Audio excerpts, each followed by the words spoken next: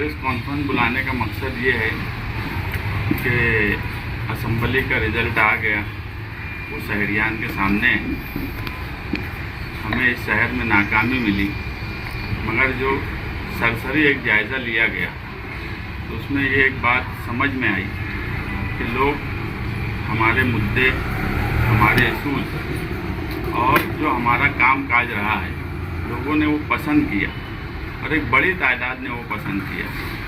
मगर इस शहर में ये जो हो रहा है कि जो लोग काम नहीं करते उनके ताल्लुक से 5 साल तक लोग उनको बुरा भला बोलते, उनको गालियाँ देते, वो फिरका परस्तों से मिले हुए रहते।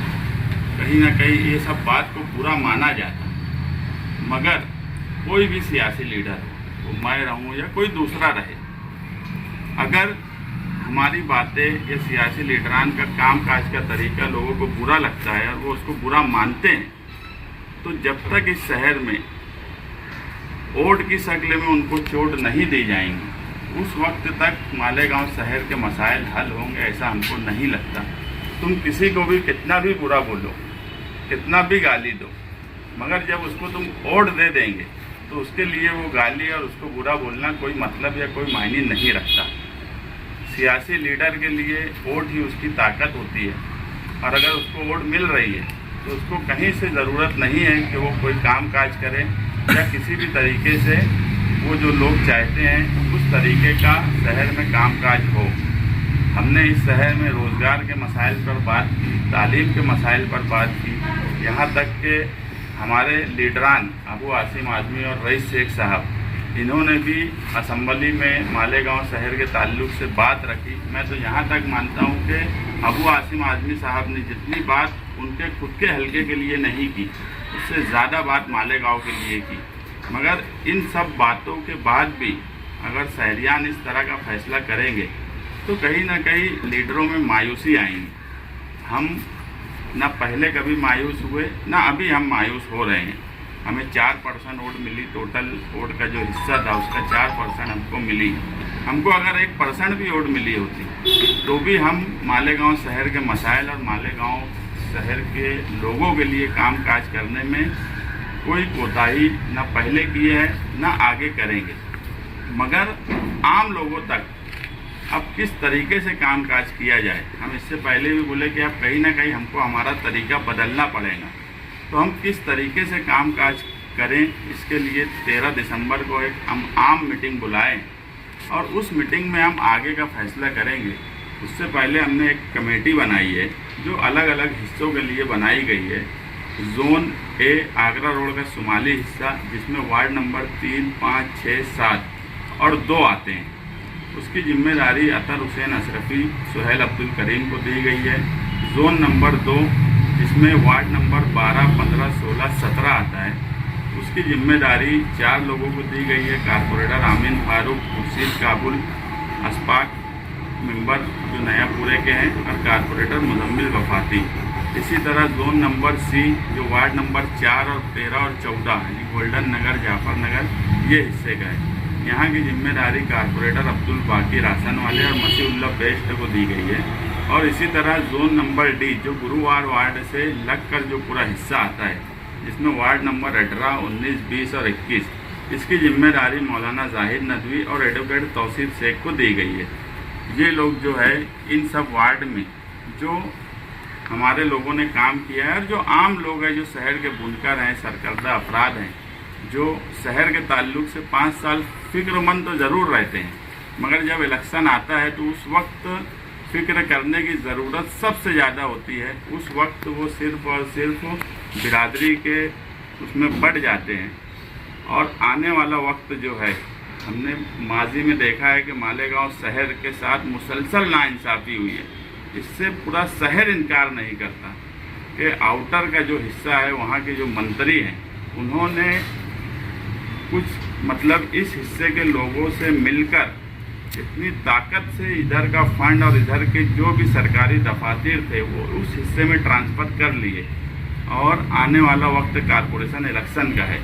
हमें कहीं ना कहीं लगता है कि इस मर्तबा जो है उससे ज़्यादा ताकत से फिरका परस्त इस शहर को, ख़ास तौर से मालेगांव सेंट्रल को लूटने का काम करेंगे। जो मुस्लिम हिस्से की आबादी है उसमें जो सहूलत थी उसे ना इन 5-7 सालों में मिला और ना आगे मिलने का हमको कोई चांस लग रहा है। इसलिए हम आने वाले इलेक्शन में हमारा रूल इस तरह का रखना चाहते हैं कि हम ऐसा हिस्सा अदा करें इलेक्शन में कि फिरका परस्तों की ज़रूरत कारपोरेशन में ख़त्म हो जाए। वो किस तरीके से होगा वो ये कमेटी के लोग अलग अलग हिस्से में मिलकर बातचीत करेंगे। हम 2 चीज़ आने वाले वक्त में आम आवाम में लेकर जाने की कोशिश करेंगे। एक तो ये कि फिरका परस्तों की ज़रूरत नदी के उस पार की जो पार्टियां हैं जो हमारा 80% फंड लेकर चली जाती, ऐसे लोगों की ज़रूरत आने वाले कारपोरेशन में हमको ना बचे। और ये हमको लगता है कि इसमें सबसे अहम रोल अगर कोई निभा सकता है तो वो मालेगांव शहर की समाजवादी पार्टी निभा सकती है और हम उस तरीके से कोशिश करेंगे। दूसरा, बिरादरीवाद के नाम पर ये शहर जिस तरीके से 15 सालों से बढ़ रहा है, हमने उस पर ध्यान नहीं दिया। हमने इशूज़ पर, हमने लोगों के काम काज पर, इस पर हमने ज़्यादा फोकस किया, लेकिन उसको हम किस तरीके से ख़त्म करें इसकी कोशिश हमने नहीं की। और ये नतीजा था कि हमको इतनी कम वोट मिली। ये सिर्फ़ और सिर्फ बिरादरीवाद होने की वजह से हुआ। तो वो किस तरीके से ख़त्म हो, या हम क्या रूल ऐसा हमारा रहे इलेक्शन में, किसके साथ हम किस तरीके का रूल अदा करें, ये हम तय करेंगे ताकि बिरादरीवाद खत्म हो। और शहर काम काज को लेकर शहर के जो हालात हैं, इससे मैं फिर बोलता हूँ कि मालेगांव शहर में जो सरसरी हमने एक जायज़ा लिया उसमें ये बात बिल्कुल साफ़ हुई कि शहर के हालात बिल्कुल ख़राब हैं और शहर तामीर और तरक्की के नाम पर यहाँ कुछ नहीं हो रहा है। फिरका परस्तों ने इस शहर में जो होना चाहिए था वो होने नहीं दिया। और इससे पहले भी हम यही बोलते थे कि फिरका परस्तों ने अपना तरीका बदल लिया है। अब वो लोग जो है हमें बुनियादी सहूलत ना मिले, हमें कोई ऐसा सरकारी दफातर जो इस हिस्से में कामकाज के लिए हो वो ना मिले, इस तरह की फिरका परस्ती की जा रही है। और शहर की मिल्ली शनाख्त जो है उसको ख़त्म करने की कोशिश की जा रही है। और आज जो है सरकार में जो महायुति बीजेपी की सरकार बनी है वो बहुत मजबूत सरकार बनी है। और इतनी मजबूत सरकार के बाद फैसले अब उससे ज़्यादा मालेगांव शहर के लिए खतरनाक साबित होंगे, क्योंकि आप देखेंगे पार्लियामेंट का जो इलेक्शन था वो कहीं ना कहीं उसके रिजल्ट को भी महाराष्ट्र में एक इशू बनाया गया, मतलब मालेगांव को टारगेट किया गया। बार बार नीतीश राणे जो है, जब कमज़ोर सरकार थी, मिली जुली सरकार, कभी कोई इधर आ रहा, जब कोई उधर जा रहा, उस वक्त मालेगांव शहर को मुसलसल टारगेट किया गया। अब बहुत मजबूत सरकार के साथ जब सरकार बनेगी तो हम ये मानते हैं कि महाराष्ट्र में सबसे ज़्यादा टारगेट मालेगांव शहर होगा। और ऐसे वक्त में अगर हम खामोश हो गए तो मालेगांव शहर में कोई कुछ करने वाला नहीं। लोग फिरका परस्तों के जूते संभालने में मस्त रहने वाले हैं। इसलिए हम आम लोगों में फिरका परस्तों के खिलाफ किस तरीके से लड़ा जाए और हमारी जो बुनियादी ज़रूरत है या हमारा जो हक है वो हमको किस तरह मिले, और आने वाले इलेक्शन में बिरादरीवाद किस तरह ख़त्म हो, इसकी कोशिश करने वाले हैं। फिरका परस्तों के खिलाफ लड़ने की बात कर रहे, पूरा इलेक्शन आपने दबदबा, क्रिकेट खेलने उधर गए, लोगों का हौसला बढ़ाया, शिवाजी मुजस्सिमे पे धरना दिया, मालेगांव का खोया बेकार वापस लाएंगे, ये सब बात की। फिर घूम फिर के आप वहीं आ गए, तो मसला क्या है? जो आगे कैसे बढ़ेंगे आप? मैं एक बात क्या बोला, 2 बातें। हमने जो बुनियादी बात जो आप बोले कि फिरका परस्तों की बात, दबदबे की बात, हम इस पर इलेक्शन लड़े, ये बात बिल्कुल सच है। हमारी कैंपेनिंग भी इस पर थी, ये भी बात बिल्कुल सच है।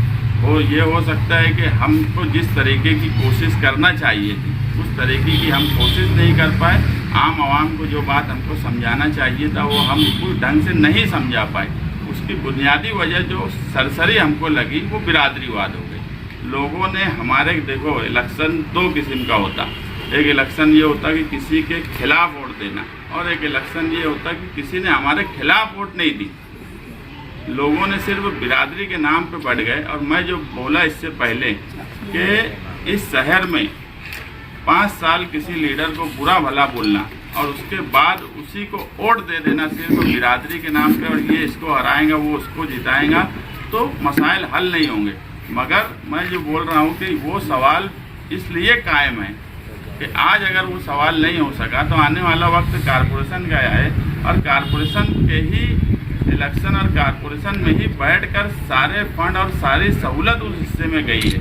और आज महाराष्ट्र में भी मजबूत सरकार है, और आउटर के मंत्री जो है वो पीछे से ज़्यादा मजबूत आज हो गए हैं। तो हमें कहीं ना कहीं ये डर है कि फिर वो सब चीज़ें इस शहर में होंगी, तो हम अब उसको और अच्छे ढंग से लोगों के सामने लेके जाएंगे और लोगों को समझाने की कोशिश करेंगे। असेंबली इलेक्शन का नतीजा आया, जो इलेक्शन जीतने वाले उनके करीबी हुई वो कोर्ट जाने के, क्या आप लोग भी इस पर गौर करना?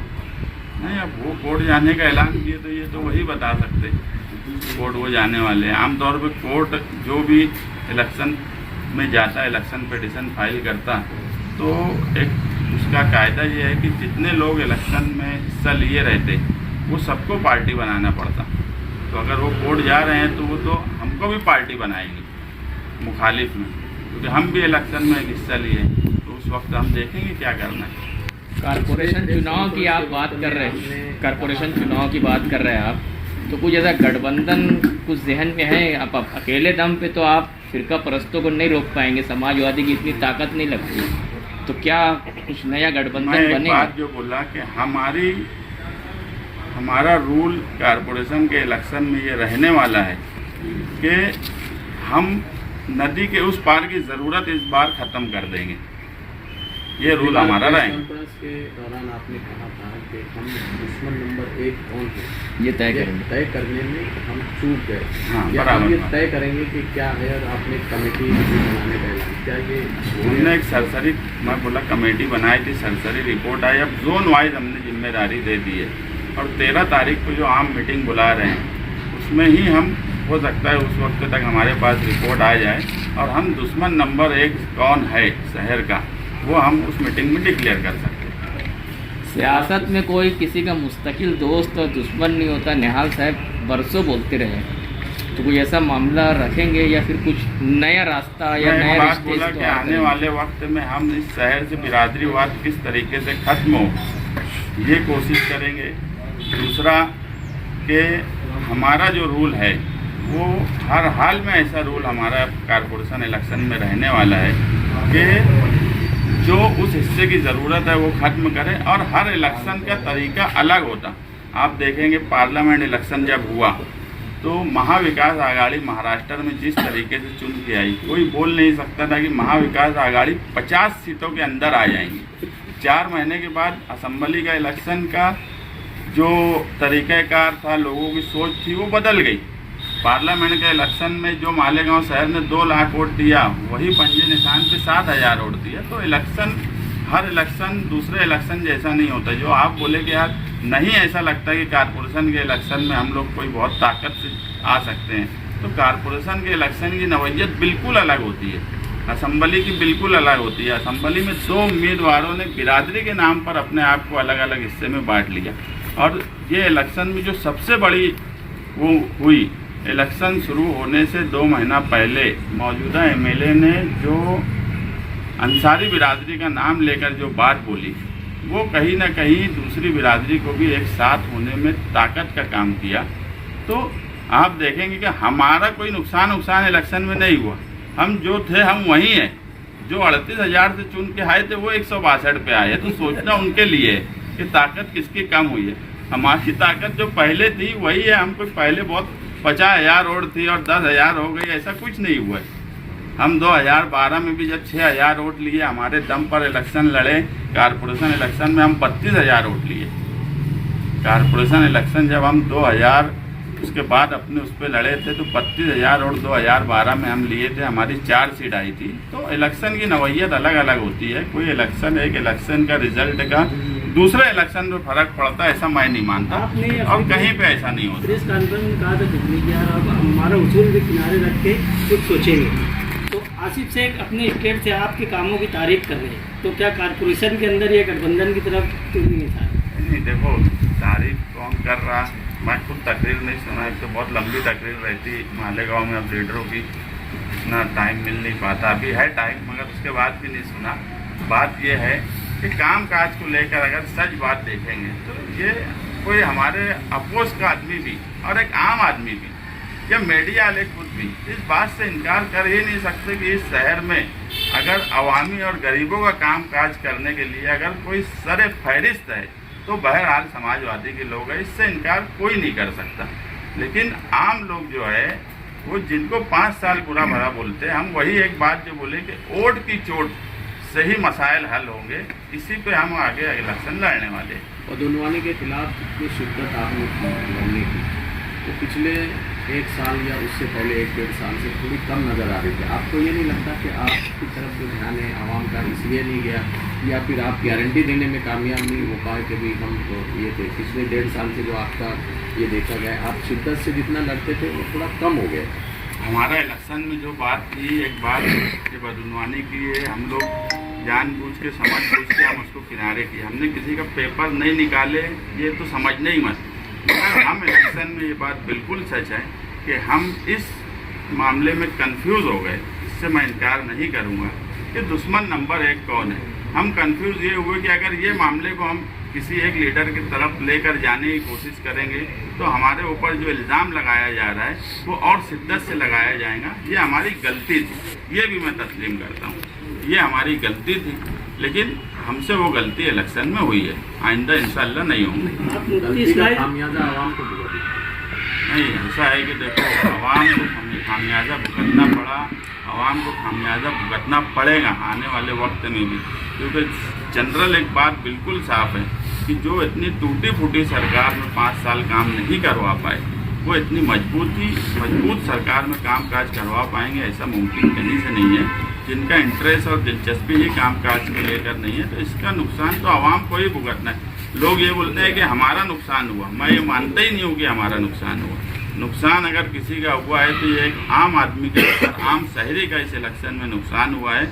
हमारा कोई नुकसान नहीं हुआ है, और नुकसान उनका हुआ है जो 3 लाख वोट जिस वक्त मालेगांव शहर में 2019 में थी, उस वक्त जो 38,000 वोट से चुन के आए थे, जब 3,43,000 वोट हुई है, लगभग 50,000 करीब वोट बढ़ी है, उस वक्त वो 162 वोट से अगर चुन के आए तो 50,000 वोट का नुकसान उनका हुआ है। हमारा कोई नुकसान इस इलेक्शन में नहीं हुआ सियासी तौर पर। तो उस वक्त तो आप लोग उनके साथ थे, आज नहीं है, तो नुकसान तो तो होने हम लोग वाला। 37,000 वोट से जिताए थे। हाँ, तो आज हम लोग नहीं है। हाँ। आज हम नहीं है तो वो 162 पे सिमट गए। मुस्तकीम भाई, आपने मुफ्ती इस्माइल साहब के साथ भी गठबंधन कर चुके हैं और आपने कहा हम उसूलों के हट के अब कुछ सोचेंगे और कुछ काम करेंगे, तो क्या ये ऐसा लगता, हम समझे ऐसा कि यार आने वाले दिनों के अंदर आसिफ शेख के साथ आप गठबंधन कारपोरेशन में करेंगे?